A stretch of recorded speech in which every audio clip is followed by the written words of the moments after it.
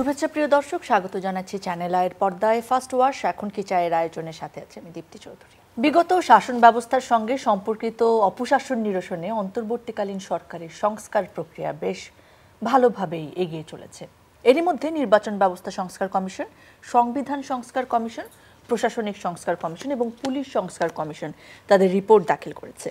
এর বাইরে অর্থনৈতিক বিষয়ে শ্বেতপত্র প্রণয়ন কমিটি প্রধান উপদেষ্টা প্রফেসর ডক্টর মোহাম্মদ ইউনূসের কাছে তাদের প্রতিবেদন হস্তান্তর করেছে।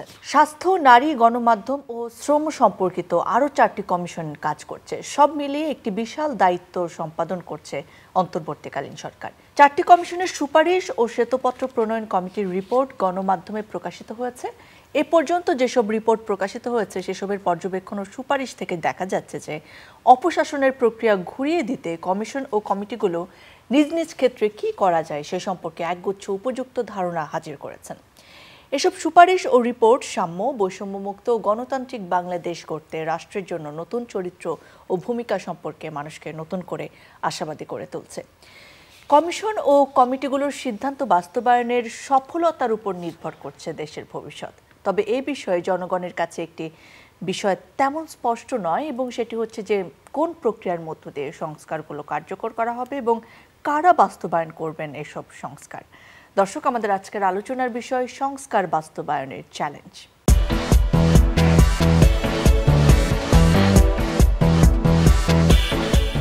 এ বিষয়ে কথা বলার জন্য আজকে আমাদের সঙ্গে দুজন এক্সপার্ট উপস্থিত রয়েছে।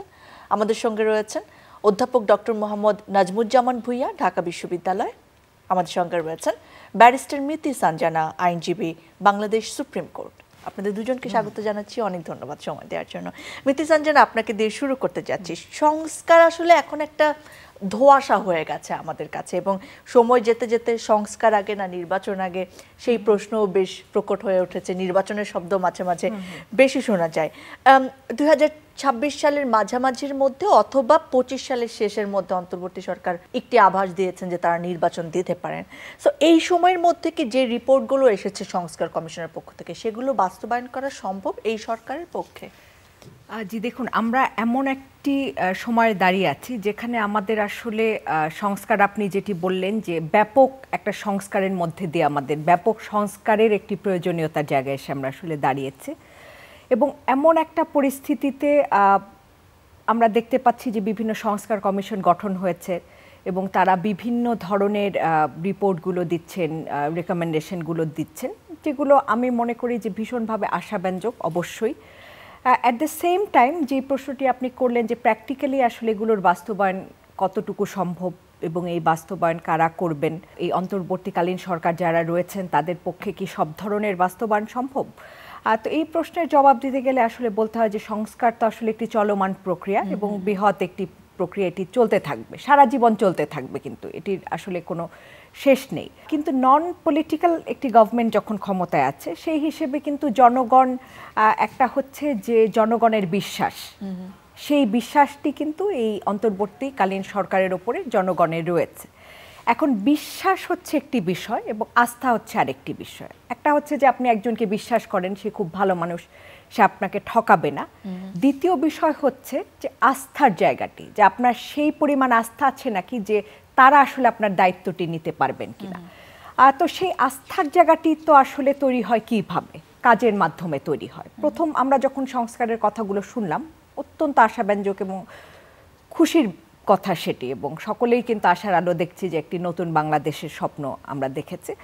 কিন্তু সেই আস্থার জায়গাটি যখন আসে তখন তো অনেক চ্যালেঞ্জ ফেস করতে হয়। আপনি দেখেন যে এই গত 6 মাসে ন্যাচারাল ক্যালামিটির থেকে শুরু করে নানা ধরনের বিক্ষোভ, মিছিল ও মুক্তমুখ, অনেক ধরনের ডিস্ট্যাবিলাইজেশনের একটি চেষ্টা এবং নানা ধরনের অস্থিরতা, চলমান যে অস্থিরতাগুলো দেশে, নানা ধরনের প্রোটেস্ট এখানে হচ্ছে সেখানে হচ্ছে, প্রত্যেকে, এবং আমার কাছে মনে হয় তারা তো আশার জায়গাটির থেকেই করছে যে সরকারকে বিশ্বাস থেকে তারা সেই ক্ষমতায় রেখেছে, এসেছেন তারা। কিন্তু আমার কাছে মনে হয় এই আস্থার জায়গাটি তৈরি করা তো আসলে ভীষণ রকমের চ্যালেঞ্জের বিষয়। কিন্তু কিছু র্যাপিড অ্যাকশন আমার কাছে মনে হয় কিছু কিছু জায়গা তো আসলে সম্ভব না। যেমন আমরা যদি বলি সাংবিধানিক সংস্কারের কথা, আইনগতভাবে সেটি যদি করতে হয় সেটি তো আসলে সংবিধানে একটা ইলেক্টেড গভর্নমেন্ট যখন আসবেন তারা শুধুমাত্র সেই কাজটি তাদের পক্ষে করা সম্ভব হবে। আমি এখানে একটু আপনাকে থামিয়ে প্রফেসর নাজমুজ্জামানের কাছে আসতে চাচ্ছি যে আমরা রাজনৈতিক দলগুলোর কাছ থেকে প্রায়ই এই কথা শুনি যে আপনারা যে সংস্কারের কথা বলেন আলটিমেটলি তো একটি নির্বাচিত সরকারকেই সংস্কার করতে হবে বা আমরাই তো বাস্তবায়ন করব যত বড় বড় কথাই হোক না কেন। সো সেই জায়গা থেকে একটু বলবেন যে এই সরকারের আসলে সেই ম্যান্ডেট আছে কিনা যে তারা সংস্কার প্রক্রিয়াটি সম্পন্ন করতে পারবেন, নাকি তার জন্য অবশ্যই তার একটি নির্বাচিত সরকারের কাছে নির্ভরশীল হতে হবে, কি মনে করেন? সন্দেহ নাই যে অবশ্যই একটা নির্বাচিত সরকার লাগবে। সংস্কার সম্পন্ন করবার ম্যান্ডেটটা তো একটা কথা, ম্যান্ডেট আছে কিনা, দ্বিতীয় জিনিস সম্ভব কিনা, কোনোটাই নাই। কারণ যেমন কিছু কিছু বিষয় আসলে এই সরকারের, যে অন্তর্বর্তীকালীন সরকারের ম্যান্ডেট নাই, যেমন সংবিধান সংস্কার করতে গেলে অবশ্যই একটা নির্বাচিত সরকার লাগবে, একটা সংসদ লাগবে। আর দ্বিতীয় জিনিস হচ্ছে যেই পরিমাণ সংস্কার, যেটা একটু আগে মিতে সঞ্জনা বললেন যে মানুষের মধ্যে একটা বিশাল এক্সপেকটেশন তৈরি হয়েছে যে আমরা অনেক কিছু বদলাবো, একটা নতুন বাংলাদেশ তৈরি করব। কাজেই নতুন বাংলাদেশের চিন্তাভাবনা যখন আমরা করি তখন অবশ্যই আমাদের মধ্যে অনেক কিছু বদলে ফেলার একটা আশা আকাঙ্ক্ষার জন্ম হয়। তো সেই দিক থেকে যদি আমি সংস্কারের ব্যাপকতা ধরি তাহলে পরেও এই অন্তর্বর্তীকালীন সরকারের পক্ষে এটা কখনো সম্ভব না যে এই সবগুলো ওনারা করে দিয়ে যাবেন। সো দুটো বিষয় আছে, ওনাদের সীমাবদ্ধতা আছে, ওনাদের ম্যান্ডেটের সীমাবদ্ধতা আছে, দ্বিতীয় জিনিস হচ্ছে সময়ের সীমাবদ্ধতা আছে। সো এই দুটোকেই যদি আমি একসাথে নিই তাহলে অবশ্যই নির্বাচিত সরকারের উপর নির্ভরশীল হতে হবে। দ্বিতীয় জিনিস হচ্ছে আমি যদি সংস্কার কিছু করেও দিয়ে গেলাম, এটার কন্টিনিউশন তো আসলে আলটিমেটলি ডিপেন্ড করে একটা নির্বাচিত সরকারের উপর, যে ওনারা এটা কতদূর বয়ে নিয়ে যাবেন, কতদূর নতুন বাংলাদেশের স্বপ্ন ওনারা দেখছেন। তাহলে এই সময় দাঁড়িয়ে সংস্কার প্রস্তাবের জন্য বা সংস্কার করার প্রক্রিয়ার জন্য নির্বাচন ডিলে করাটা কি এক ধরনের বোকামি, কিংবা কি বলবেন আপনারা? আসলে দুটো জিনিস আছে। হ্যাঁ, নির্বাচন আসলে মুশকিলটা হচ্ছে কি দুটো জিনিস। আমি একটু আগে যেটা বললাম যে সংস্কারের আকাঙ্ক্ষার যে ব্যাপকতা আছে, একইভাবে আশা আকাঙ্ক্ষার একটা মূল জায়গা কিন্তু ভোটের জায়গাও। বছরের পর বছর ভোট দিতে পারে নাই আমাদের যে নতুন জেনারেশন যারা আন্দোলন করলো, মূলত তাদের অধিকাংশই হয়তো 34-35 বছর হয়ে গেছে, কখনো ভোট দিতে পারে নাই। তো কাজেই নির্বাচনটাও কিন্তু একটা সংস্কারের আশা আকাঙ্ক্ষার ভিতরেই আছে। কাজে একটাকে বাদ দিয়ে তো আরেকটা কোনোভাবেই সম্ভব না। আর দ্বিতীয় জিনিস হচ্ছে, হ্যাঁ, যেহেতু আমার নির্বাচিত সরকার লাগবে, কাজে সংস্কার প্রক্রিয়ার সাথে সাথে আমার একটা সুষ্ঠু নির্বাচনের দিকে এগিয়ে যাওয়াটা একই সাথে প্যারালালি যদি চলে তাহলে পরে সংস্কারটা মিনিংফুল হবে, এতে কোনো সন্দেহ নাই। কাজে এই সংস্কারের জন্য নির্বাচন বিলম্বিত করবার আসলে কোনো অর্থ হয় না। নির্বাচনের প্রক্রিয়া এবং একটা সুষ্ঠু নির্বাচন করবার যে প্রক্রিয়া, সেটাও কিন্তু একটা সংস্কারের অংশ।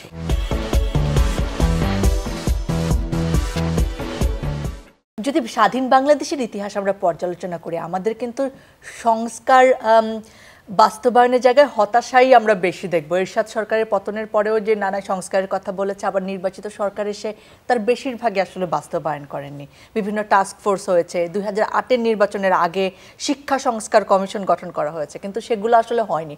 তো সেই জায়গায় এখন আমরা যে সংস্কারের কথা বলছি, একটা নির্বাচিত সরকার আসলে এই পথেই হাঁটবে, সেই আশা আমরা কতটা রাখতে পারি মিতি সঞ্জনা? না, সেই আশা তো রাখতে পারি না আসলে। যার কারণে আমরা কিন্তু বলছি যে যেমন আপনার নির্বাচন ডিলে করাটা, আপনি যে প্রশ্নটি করছিলেন যে বোকামি নয়, সে একইভাবে কিন্তু বোকামি নয়, সে একইভাবে কিন্তু তাড়াহুড়ো করারও কোনো আসলে কারণ দেখছি না।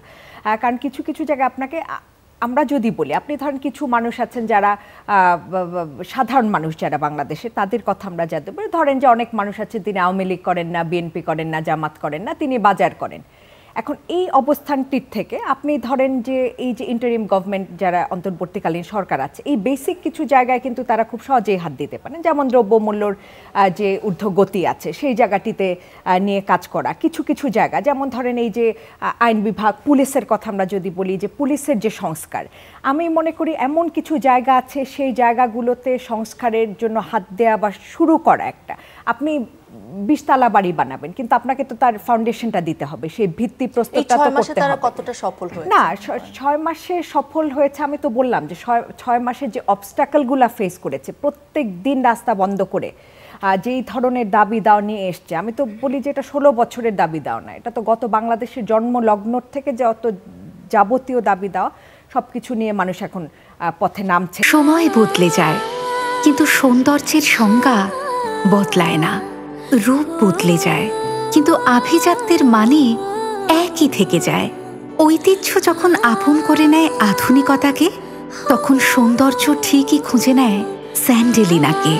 স্মরণের ছোঁয়ায় তোমার উপমায় বদলে দিলে যে আমার। স্যান্ডেলিনা সো, রূপচর্চায় আভিজাত্য। এবং এখানে অফকোর্স এখানে ডিস্টেবিলাইজেশনের চেষ্টা এবং ব্যর্থ দেখানোরও একটি চেষ্টা অন্তর্নিহিত সেখানে হয়তো বা থাকতে পারে বা রয়েছে। তো এই ক্ষেত্রে আমার কাছে মনে হয় যে বেসিক কিছু জিনিস আছে, সেগুলো নিয়ে তো আসলে কাজ করা যায়। যেটা আমি বলছি যে বাজার নিয়ন্ত্রণ, সামনে আপনার রমজান মাস আসছে, সেখানে অনেক মানুষ যারা সাধারণ মানুষ তারা যাতে অ্যাটলিস্ট তাদের খাওয়া পড়া বেঁচে মানুষগুলো তারা রোজা রেখে তারা যাতে তাদের সিয়াম সাধনা করে তারা তাদের যে সমস্ত নিত্য প্রয়োজনীয় জিনিসগুলো যাতে তারা পান, সেই কাজগুলো কিন্তু করা যায়। যে একজন প্রান্তিক যারা চাষি আছে তার কাছ থেকে ঢাকা আসা পর্যন্ত যে মধ্যস্বত্বভোগী যারা রয়েছেন, চাঁদাবাজি যারা করছেন, এখন মাঝের মধ্যে শুনি যে কেউ বলছেন যে চাঁদাবাজি বেড়ে গিয়েছে, আরও একজনের জায়গায় রিপ্লেস হচ্ছে আরেকজন মানুষ দ্বারা। সব কিছু এন্ড অফ দ্য ডে আপনার সব কিছুরই তো আমি বলবো যে corruption is the mother of evil.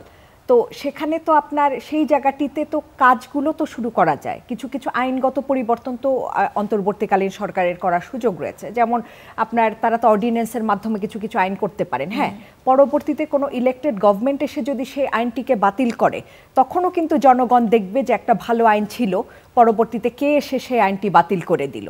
জনগণ যারা ভোটার, যারা ভোট ব্যাংক, সেখানে কিন্তু তারা ঠিকই তাদের হিসাবটি করবে। স্যার যেমনটি বলছিলেন যে সংবিধান সংস্কার অবশ্যই একটা নির্বাচিত সরকার লাগবে, কিন্তু কোন কোন জায়গায় অর্ডিন্যান্স দিয়ে আসলে এই সরকারও কিছু সংস্কার করতে পারে? আইন পরিবর্তন তো করা যায়। যেমন আপনি ফর এক্সাম্পল আমার সাইবার নিরাপত্তা আইন, একটা ড্রেকনিয়ান আইন, দীর্ঘদিন ধরে এই আইনের অধীনে অনেক মানুষ। দেখেন, আইন কিন্তু খারাপ না। কখনো আমি এর আগেও সাইবার নিরাপত্তা আইন নিয়ে কথা বলেছি, কখনো বলিনি যে আইনটি সম্পূর্ণ বাতিল করতে হবে। প্রতিবারই বলে আসছে আইনটির সংশোধন দরকার, পরিমার্জন দরকার, এবং সেই সাথে এটি নিশ্চিত করা দরকার যে এই আইনের অধীনে কোনো মানুষ আননেসেসারি হ্যারাস হচ্ছে না, পলিটিক্যালি মোটিভেটেড হয়ে কোনো ধরনের কোনো মামলা করা হচ্ছে না, সাংবাদিককে হ্যারাস করা হচ্ছে না, সাধারণ মানুষকে হ্যারাস করা হচ্ছে না, তাদের বাক স্বাধীনতাকে রুদ্ধ করা হচ্ছে না।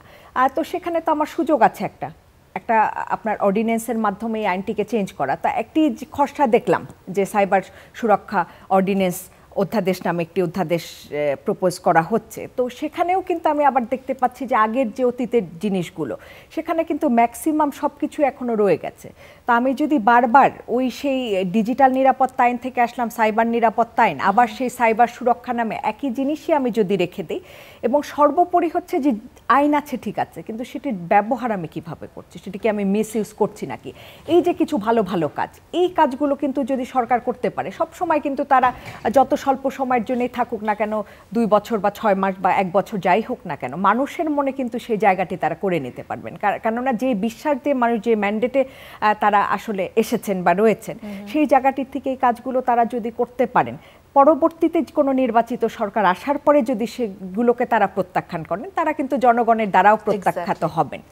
ক্লিয়ার ডিস্টিংশনটা কিন্তু তখন মানুষ দেখতে পারবে যে উনি তো এই ভালো কাজটা করলো, আরেকজন এসে সেটি বাতিল করলেন। মানুষ কিন্তু, সাধারণ মানুষ সব বোঝে। আমি খুব অবাক হই যে আপনারা কেন মানে শুধুমাত্র যারা এক্সপার্টদেরকেই আনেন টক শোতে, সাধারণ মানুষ তারা যারা নিত্য প্রয়োজনীয়, যারা বাজারে যাচ্ছেন, যারা রাজনীতি, তারা কিন্তু অনেক কিছু বোঝেন, প্রবলেমটা তারা বোঝেন এবং তাদের সলিউশনের জায়গাটা আশা করতে পারেন। এই টক শো চেয়ারগুলোতে তাদের এসে বসা উচিত আমি মনে করি। প্রফেসর নাজমুজ্জামান, আপনার কাছে আসতে যাচ্ছে, সংস্কার কমিশনগুলো যখন প্রস্তাব করলো, বিভিন্ন সুপারিশ করলো, সেই জায়গায় আসলে বলা হলো যে চূড়ান্ত কি আসলে সংস্কার হবে সেটা বিভিন্ন স্টেক হোল্ডারদের সাথে কথা বলে ঠিক করা হবে। সো সেই প্রক্রিয়াটি আসলে কি হবে, স্টেক হোল্ডার্স যে কারা, সেটা আসলে কারা নির্ধারণ করবেন, সেটার জন্য আবার কত সময় লাগতে পারে, কি মনে করেন? এটা ঠিক আছে। আমি জাস্ট আগে একটুখানি আপনার আগের প্রশ্নের একটা শুধু প্রত্যাশার কথা বলে দিই, যে যেটা একটু উদাহরণ দিয়েছেন যে আগে আমরা দেখেছি সংস্কারের অনেক প্রস্তাবই পরবর্তীতে বাস্তবায়িত হয় নাই, তো এইবার আমি একটু আশাবাদী, কারণ এইবারের এই নতুন বাংলাদেশের স্বপ্ন দেখে যে জুলাই অভ্যুত্থানের মাধ্যমে যে নতুন বাংলাদেশ এসেছে, এরপরে যে রাজনৈতিক সরকার দায়িত্ব গ্রহণ করবে, আমি আশান্বিত যে তারা অন্তত আগের ফুটস্টেপ অনুসরণ করবে না। সো এইবার সংস্কার প্রস্তাবগুলো আমরা অত্যন্ত আশাবাদী যে তারা এগুলো গ্রহণ করবেন এবং নতুন একটা বাংলাদেশ আমরা দেখতে পারবো। এখন প্রক্রিয়াটা কি হবে যেটা আপনি বলেছেন যে হ্যাঁ ডেফিনেটলি এখানে স্টেক হোল্ডার কারা এটা নির্ধারণ করা খুব ইজি। একটা জিনিস হচ্ছে যে আমি জানি যে পরবর্তীতে এই দেশ পরিচালনা কারা থাকবে, তাদের ঐকমত ছাড়া আসলে কোনো কিছুই পরবর্তীতে বাস্তবায়িত হবে না। কাজে তাদেরকে যত দূর সম্ভব ইনভলভ করা যায় সেই প্রচেষ্টা থাকতে হবে, যেটা একটু আগে মিতি সঞ্জনা বললেন শুধু এক্সপার্ট না, আমাদের সাধারণ জনগণ যারা তাদের মতগুলো নেয়া। তবে হ্যাঁ আমি যদি এখন সবগুলো আসপেক্ট পর্যালোচনা করে একটা প্রস্তাব করতে যাই তাহলে দেখা যাবে এটা অনেক সময় সাপেক্ষ হবে, এবং যেটা একটু আগে বললেন যে নির্বাচন বিলম্বিত হওয়াটাও অনেকটা রিস্কি এখন এই মুহূর্তে, কারণ আলটিমেটলি দেখা যাবে যে আমাদের ভালো উদ্যোগগুলো সব ভেস্তে যাচ্ছে। তো সেইটা চিন্তা করে আমার মনে হয় যে স্টেক হোল্ডারগুলো খুব সুচিন্তিতভাবে বাছাই করা, যে যাদের উপরে আসলে ভবিষ্যতের দায়িত্বটা পড়বে, ভবিষ্যৎ নতুন বাংলাদেশের দায়িত্ব পড়বে, তাদের একটা কনসেনসাস তৈরিতে এই সরকারকে ভূমিকা রাখতে হবে। এবং ওই কনসেনসাসটা যদি তৈরি করা যায়, আমি যেটাকে পলিটিক্যাল কনসেনসাস বলছি, রাজনৈতিক ঐকমত্য, যেটা এটাই পারে ভবিষ্যৎ বাংলাদেশে এই সংস্কার প্রস্তাবগুলো বাস্তবায়ন করতে। বর্তমানে এটা কতটা বিদ্যমান? আমরা 5ই আগস্টের পরপর যেটা দেখেছি সেটা তো আস্তে আস্তে ফেড হয়েছে, সেটা নিশ্চয়ই আমরা সবাই বুঝতে পারছি, কারণ আমাদের লক্ষ্য বদলেছে। আগে যেমন লক্ষ্য এক ছিল সেটা তো এখন আর নেই।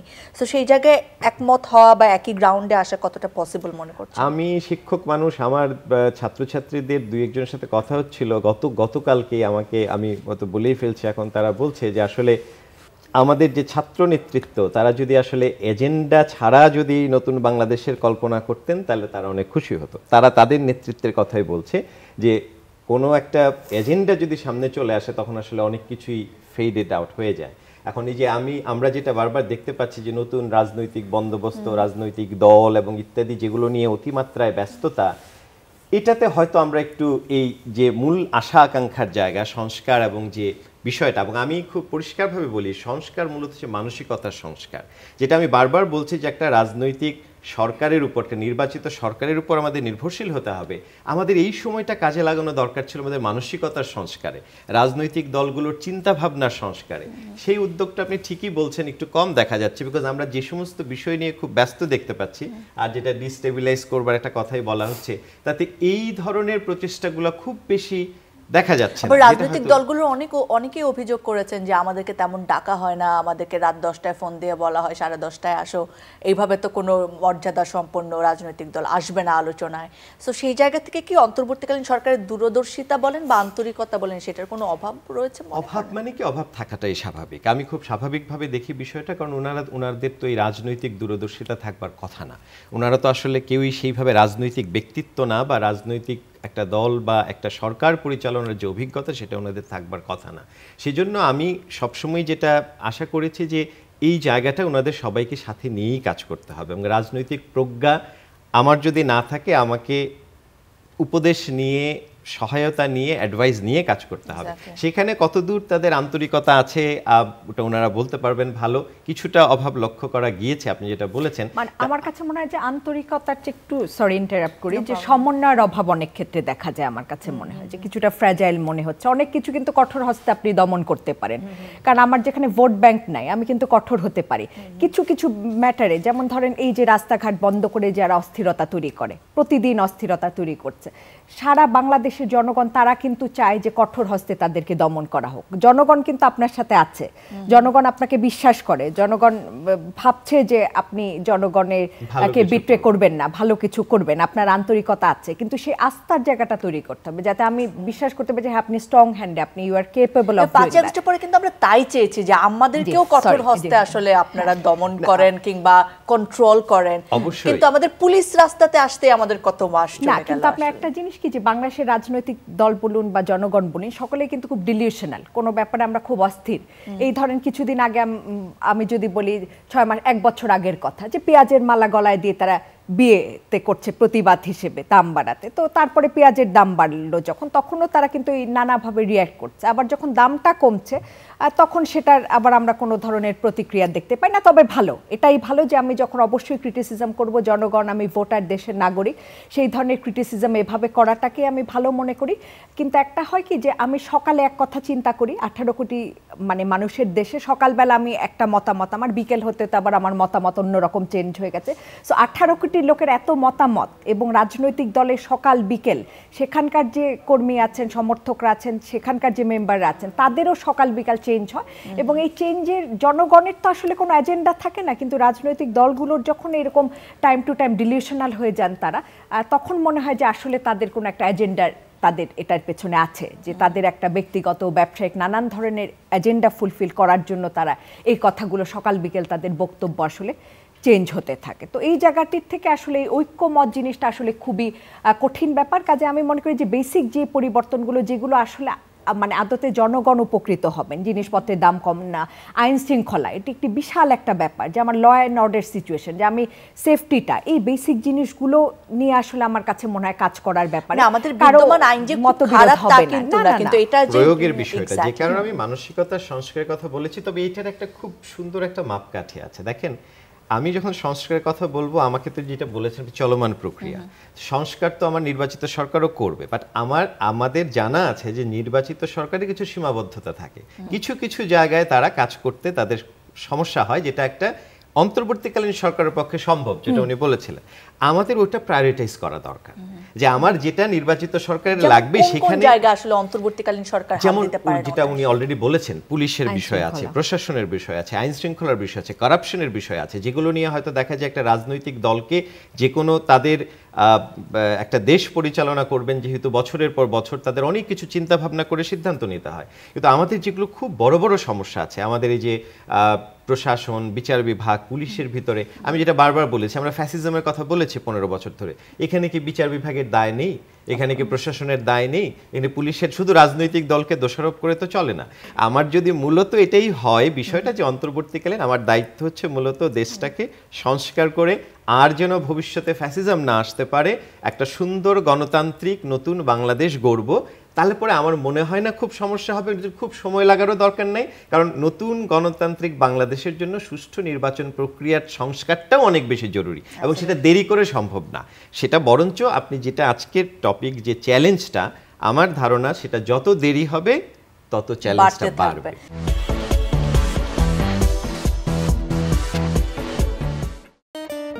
সারাদিন ল্যাপটপ, ফোন আর অফিসের কাজ। আমি চললাম, তুমি থাকো তোমার কাজ নিয়ে।